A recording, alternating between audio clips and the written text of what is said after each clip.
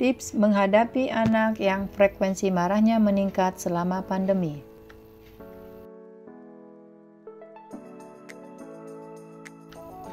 Marah adalah suatu perilaku yang normal dan sehat sebagai salah satu bentuk ekspresi emosi. Marah yang tidak terkendali cenderung negatif.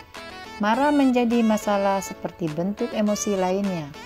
Marah juga diikuti dengan perubahan psikologis dan biologis.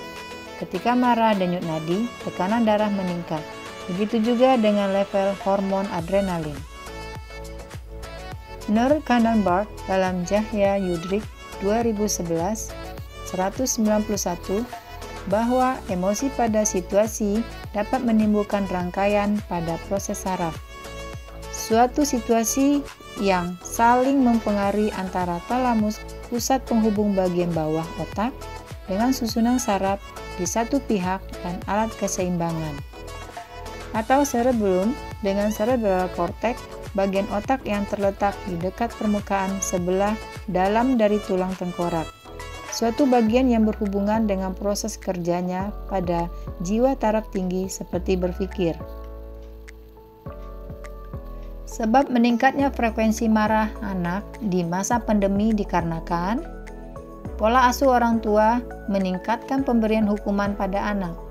Frekuensi membentak terhadap anak meningkat. Melakukan teriak dan menjerit kepada anak cukup tinggi. Membatasi ruang lingkup aktivitas anak.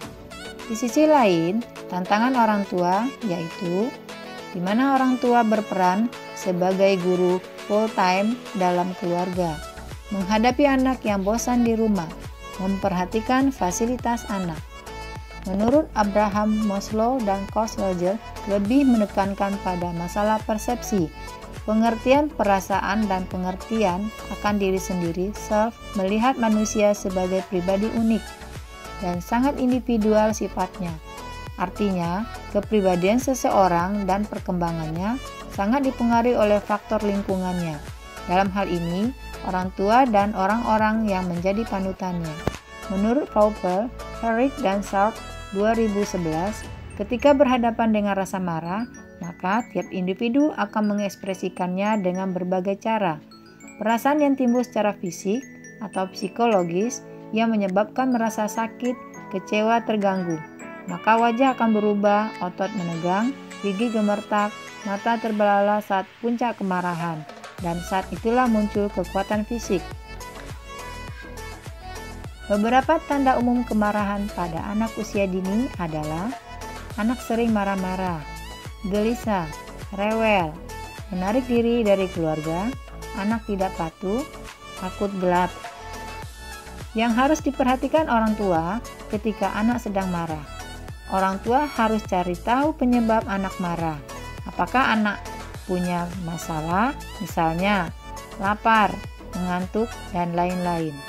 Tips orang tua ketika menghadapi anak sedang marah.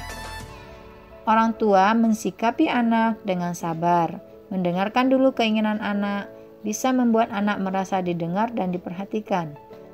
Tidak mengucapkan kata-kata negatif, cukup dengan tanggapan satu kata atau pendek, bukan berupa nasihat. Contoh, oh begitu.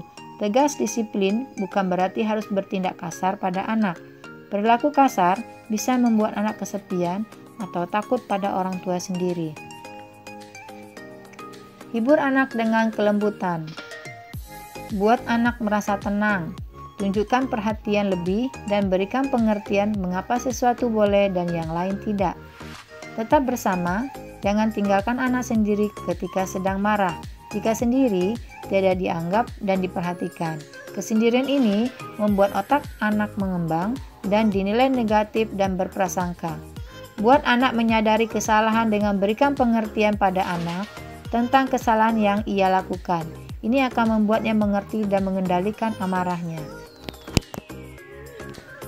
Tips orang tua menghindari marah anak yang berlebihan pada masa pandemi.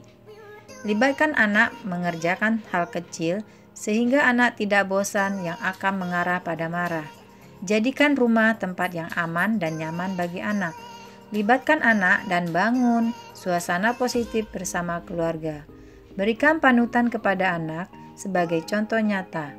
Buat jadwal dengan melibatkan anak dalam komunikasi. Perbanyak waktu luang untuk anak. Bicarakan peraturan bersama-sama, melaksanakan dengan konsisten. Jangan terbiasa menuruti keinginan anak. Berikan alasan sesuai dengan daya pikir anak mengapa anak dibatasi keluar rumah pada masa pandemi. Lakukan kegiatan-kegiatan yang membuat anak bahagia. Untuk mengisi waktu anak yang banyak di rumah, berikan cara yang realistis meningkatkan aktivitas olahraga di rumah bersama.